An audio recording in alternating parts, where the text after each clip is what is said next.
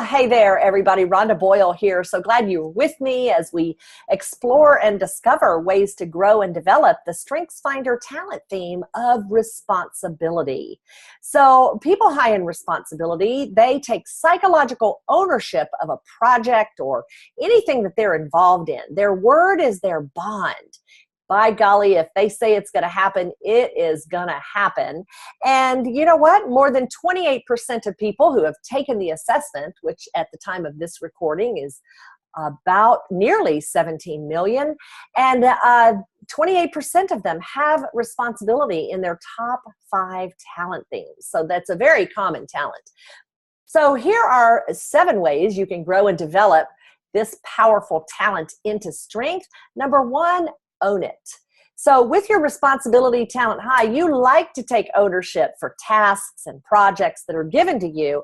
And when you give your word, as I said before, you honor it no matter what. So let other people know that you have this gift and claim that ownership. Just say, this is mine. I'm going to be responsible for this and take it.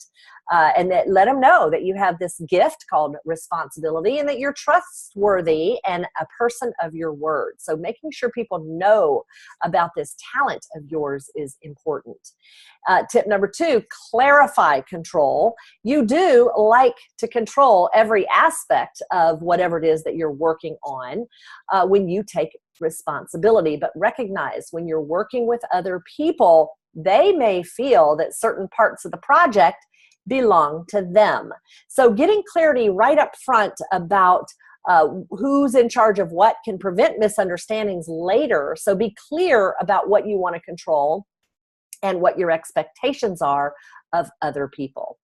Tip number 3, avoid overload. And I know this sounds hard and you might be even reluctant to do it, but sharing responsibility can keep you from being overloaded later. Not only that, you allow someone else to grow and develop into their own potential with their talents and strengths by letting go. So just be open to new ways of meeting objectives by sharing the load with other people. You really can pass things off to other people if they're high in responsibility, and if you're willing to set clear guidelines and expectations, and you might need to do a little training too.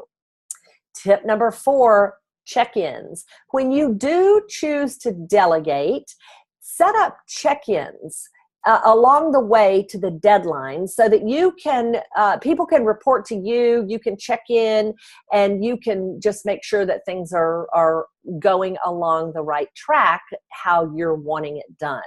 It'll give you a sense of security, the security you need, because after all, you are ultimately responsible, but it'll keep you from micromanaging, which can be a tendency. I don't need to tell you that. You already know that, right? So start somewhere and delegate something. Tip number 5, practice the pause. There you go again, volunteering for something else and taking on more responsibility. That's who you are, isn't it? So what I want you to try to do is to resist the urge to volunteer right up front and raise your hand so quickly when someone says, who will do it? It really is okay to let someone else step up to the plate and keep it off of yours, right? So when you feel that urge to jump in and volunteer to do something, practice the pause. Take a deep breath, wait for it. Look, someone else said yes. How about that? All right, tip number 6, just say no. I'm sure that it is unimaginable, but it really is okay for you to say no. If you're overworked and overloaded and overwhelmed and overcommitted, it's wise of you to say no and to let someone know that you need help. Renegotiate deadlines, timelines, renegotiate workloads if you need to. There's no shame in that, right? Letting people know sooner rather than later that you're overloaded and that you need help can really keep you from hitting that breaking point. So really pay attention to and create the ability and the space for you to say no and let someone else take on those responsibilities. Tip number 7, celebrate completion. When you finish a task, a project, a little jig, or anything that you're doing, smack somebody with a high five up there, or make a plan to, maybe you just need to pop the top on a brew, right? Find little ways that you can celebrate your accomplishments, because chances are you don't do that often enough. You just roll from one project right into the next one because you are a workhorse, aren't you? And you don't feel appreciated all the time. Well, guess what? Sometimes you need to create that celebration plan right along with the completion plan in the timeline. Don't forget to celebrate, because it's essential to keeping you happy and helping you to feel appreciated. So there you go, 7 ways to grow and develop your StrengthsFinder talent theme of responsibility, from talent into strength. Real quick again, number 1, own it. Number 2, clarify control. Number 3, avoid overload. Tip number 4, make check-ins. Tip number 5, practice the pause.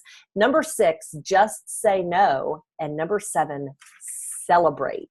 So there you go. Thank you so much for joining me. This is Rhonda Boyle, and we've been talking about ways to grow and develop the StrengthsFinder talent theme of responsibility. Thanks for being here, and we'll see you soon. Bye-bye.